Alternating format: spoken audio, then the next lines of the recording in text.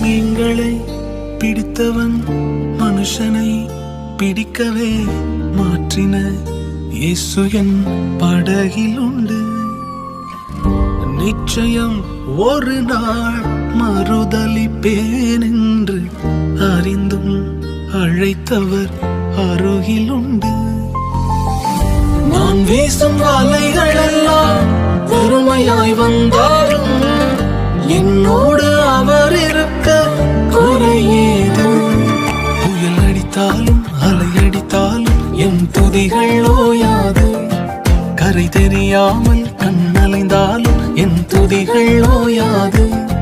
என் நம்பிக்கை அவமானாலும் என் துதிகள் ஓயாது.